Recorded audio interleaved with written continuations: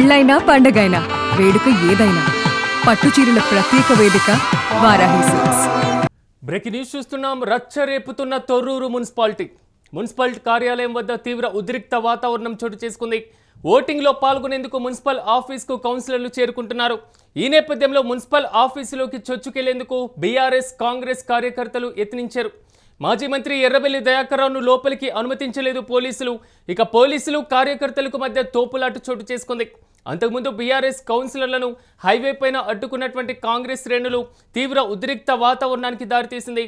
మనం UTV visuals పైన చూస్తున్నాం. భారీ స్థాయిలో తొర్రూరులో మాత్రం ఆందోళన కార్యక్రమాలు జరుగుతున్నటువంటి పరిస్థితి కనపడుతుంది. మున్సిపల్ ఎన్నికల వేళ పూర్తి స్థాయిలో వివిధ రాజకీయ పార్టీల వ్యూహాలతో మాత్రం మున్సిపల్ కార్యాలయం వద్ద ఉద్రిక్త వాతావరణం కనిపిస్తుంది.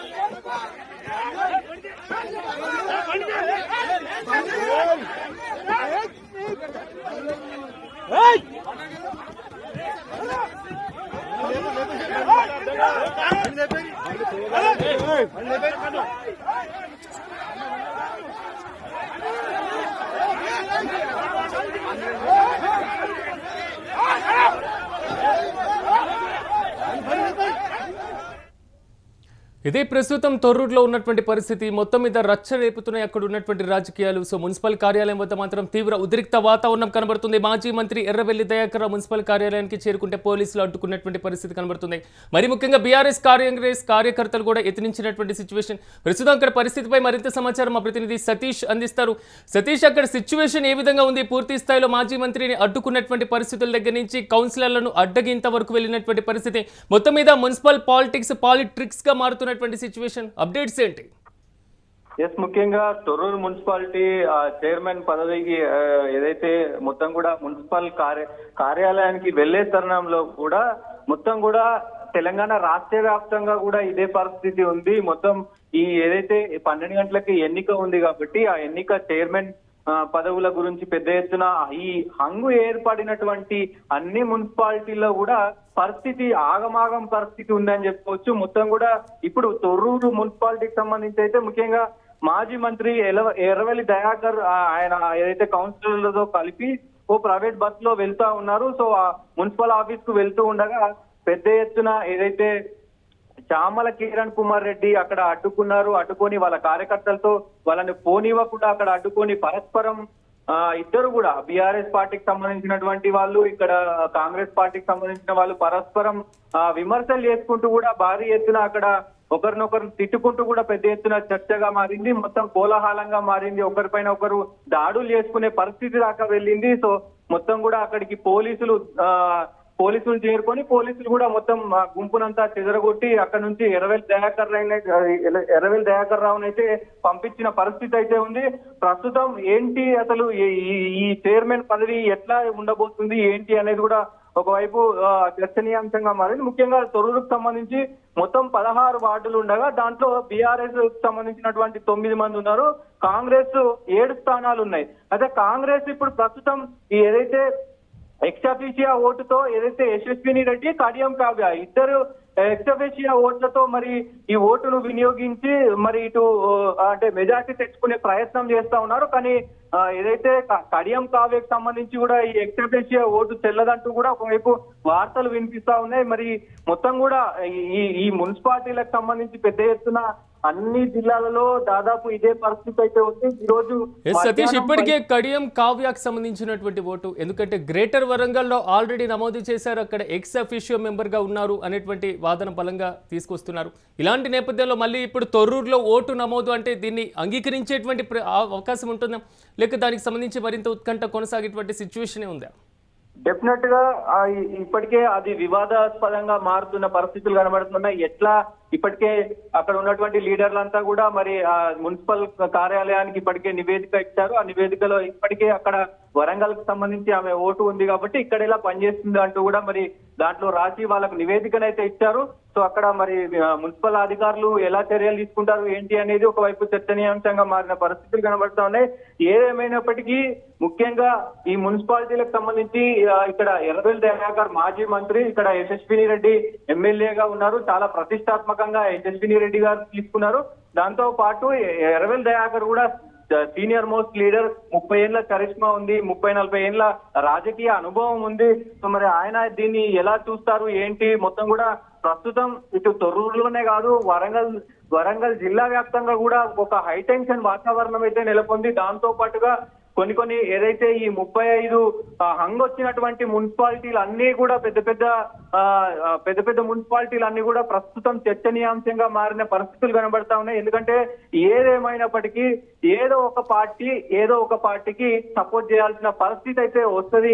సిరాజ్, ముఖ్యంగా సతీష్ మీరు అన్నట్లుగా ఒకవేళ వివిధ రాజకీయ పార్టీలు సపోర్ట్ చేయాల్సినటువంటి సిచ్యువేషన్ వస్తే, కానీ తొర్రూరులో కనబడుతున్నటువంటి పరిస్థితి కొంచెం డిఫరెంట్ గా కనబడుతుంది. ఎందుకంటే 7-9 తేడాలు కనబడితే ఆ 2 ఎక్స్ అఫీషియో మెంబర్స్ గా ఓటు తీసుకున్న 9-9 ఈక్వల్ అయ్యేటువంటి ఛాన్స్ ఉంటుంది. సో ఎక్కడ కూడా ఎన్నిక లాంఛనంగా ఉండేటువంటి అవకాశం ఉండదు. అలాంటి టైంలో రాజకీయ పార్టీలు ఎందుకు ఇంత రిస్క్ చేస్తున్నాయి అనుకోవాలా, లేకపోతే చివరి వరకు ప్రయత్నం చేద్దామనేటువంటి భావన అనుకోవాలా? డెఫినెట్ గా చివరి వరకు ప్రయత్నం అయితే చేస్తా ఉన్నారు. మరి చూడాలి ఏం జరుగుతుంది ఏంటి. ఒకవైపు ఇండిపెండెంట్లు కూడా ఇక్కడ 2-3 ఉన్నట్లు తెలుస్తా ఉంది. సో వాళ్ళు గనక మరి ఇటు బీఆర్ఎస్ లోకి వెళ్ళినా, లేదు అంటే అటు కాంగ్రెస్ కు వెళ్ళినా కొంచెం తారుమారే అవకాశం ఉంటది. కాబట్టి ప్రస్తుతం చాలా టెన్షన్ వాతావరణం మొదలైంది. దాంతో పాటుగా ఈ ఏదైతే కడియం కావ్యకు సంబంధించినటువంటి ఓటు ఇక్కడ కీలకంగా మారనుంది. ఇప్పటికే మరి దానిపైన మున్సిపల్ అధికారులకు అయితే కంప్లైంట్ చేశారు. సో మరి వాళ్ళు ఎలాంటి నిర్ణయాలు తీసుకుంటారో చూడాల్సిన అవసరం ఉంటది. దాంతో పాటుగా ఎందుకంటే ప్రభుత్వంలో కాంగ్రెస్ ఉంది. సో మరి దాన్ని ఏమైనా ఇది చేసే అవకాశాలు కూడా అంటే రాజకీయ దుర్వినియోగం చేసే అవకాశం ఉంటుందా ఏంటి అనేది కూడా ఒకవైపు అంటే మొత్తం ప్రజల్లో గానీ అటు రాజకీయ వర్గాల్లో గానీ చర్చ నడుస్తున్న పరిస్థితి అయితే కనబడతా ఉంది. మరి బీఆర్ఎస్ 9, కాంగ్రెస్ 7 స్థానాలను గెలుచుకున్న తరుణంలో ప్రస్తుతం ఈ పోటాపోటీ అనేది చాలా తీవ్ర స్థాయిలో ఉద్రిక్తత వాతావరణానికి అయితే నెలకొందని చెప్పుకోవచ్చు. సో మరి ముఖ్యంగా మున్సిపల్ ఆఫీస్ లోకి వెళ్ళిన తర్వాత ఎవరెవరు ఎటుపోతారు, ఎవరెవరు ఈ చెయ్యిలు లేపే కార్యక్రమం ఉంటది. ఫస్ట్ చైర్మన్ ఎన్నుకుంటారు, దాని తర్వాత ఉప చైర్మన్ ఎన్నుకుంటారు, దాని తర్వాత మొత్తం కూడా సద్దుమణిగా అవకాశాలు అయితే ఉంటాయి. Siraj, right Satish, thank you. మొత్తం మీద తెలంగాణలో మున్సిపల్ ఎన్నికలకు సంబంధించినటువంటి రచ్చ సాగుతూనే ఉంది. ఇక కేవలం 15 నిమిషాలు మాత్రమే సమయం ఉన్నటువంటి ఈ టైంలో కూడా ఇప్పటికి కూడా రాజకీయపరమైనటువంటి పాలిటిక్స్ నడుస్తూనే ఉన్నాయి. ఒకవైపు హంగులు, మరోవైపు కోరం లేక వాయిదా పడుతుందా అనేటువంటి క్వశ్చన్ మార్క్స్. తాజాగా మాత్రం తొర్రూరు మున్సిపాలిటీలో మాత్రం రచ్చ లేపుతున్నటువంటి సిచ్యువేషన్స్ కనబడుతున్నాయి. ఒకసారి తొర్రూరు మున్సిపాలిటీ యొక్క ఓవర్వ్యూ మనం చూస్తే మొత్తం 16 స్థానాలు ఉన్నటువంటి తొర్రూరు మున్సిపాలిటీలో బీఆర్ఎస్ పార్టీ 9 స్థానాలతో అతిపెద్ద పార్టీగా అవతరించింది. కాంగ్రెస్ పార్టీ కేవలం 7 స్థానాలు మాత్రమే కైవసం చేసుకుంది. అంటే బీఆర్ఎస్తో పోలిస్తే 2 స్థానాలు తక్కువ కనబడుతున్నాయి. ఈ నేపథ్యంలో కాంగ్రెస్ పార్టీ ఎక్స్ అఫీషియో ఓటుగా మాత్రం ఎస్ఎస్వి ఓటుని తెర మీదకి తీసుకొచ్చింది. దీంతో 8 ఓట్లకు పెరిగేటువంటి అవకాశం ఉంది. తాజాగా మాత్రం కడియం కావ్య ఓటును కూడా ఎక్స్ అఫీషియో మెంబర్గా నమోదు చేయాలనేది మాత్రం అధికార కాంగ్రెస్ పార్టీ వ్యూహంగా కనబడుతుంది. కానీ ఇక్కడే ఒక కీలకమైనటువంటి ఉద్రిక్తత, మరి ముఖ్యంగా కీలకమైనటువంటి వ్యతిరేకత వ్యక్తమవుతుంది. గ్రేటర్ వరంగల్లో ఆల్రెడీ కావ్య ఓటు హక్కును కలిగి ఉన్నారు. సో 2 ఓట్లను ఏ విధంగా కలిగి ఉంటారు అనేది మాత్రం తొర్రూరులో ఎన్నికైనటువంటి కౌన్సిలర్ లేవనెత్తినటువంటి అభ్యంతరం. మరి దీని మీద ఎక్స్ అఫీషియో మెంబర్గా కావ్యను అంగీకరిస్తారా లేదా అనే దానిపైన ఎస్, ఉత్కంఠ కొనసాగుతూనే ఉంది. అయితే తాజాగా మున్సిపల్ కార్యాలయం వద్ద మాత్రం ఉద్రిక్త పరిస్థితులు కనబడుతున్నాయి. అక్కడికి మాజీ మంత్రి ఎర్రబెల్లి దయాకర్ రావు చేరుకున్నారు. ప్రభుత్వానికి వ్యతిరేకంగా మరీ ముఖ్యంగా ఈ ఎక్స్ అఫీషియోకి సంబంధించినటువంటి వ్యవహారంపై ఆయన కొన్ని కామెంట్ చేశారు. అదేమన్నారు ఒకసారి చూద్దాం.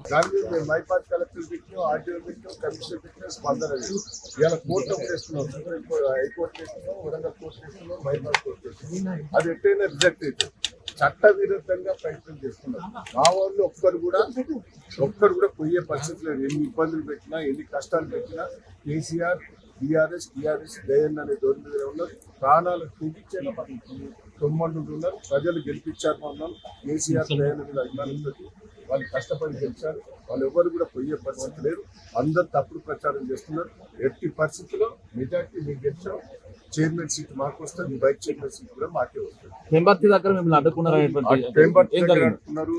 వాళ్ళు పోలీసులతో కూడా పెట్టి ప్రయత్నం చేశారు. పాపం పోలీసులు కూడా వాళ్ళ దౌర్జన్యాలకి ఏం పెద్దగా లోబడి లేదు. అందరూ సహకరిస్తారు. ప్రజలు చూశారు. మమ్మల్ని ఒక గంట 10 నిమిషాలు ఆపితేనే ప్రజలు రెచ్చిపోతారు. ప్రజలు మా ఎంబడి ఉన్నారు. ప్రజలు మొత్తం కూడా చూశారు కదా. తొర్రూరు పట్టణం ప్రజలు ఇట్లా మెజార్టీతో గెలిపించడం కావాలని వీళ్ళు చేస్తున్నారు. ఎంత చేసినా చైర్మన్ సీటు టీఆర్ఎస్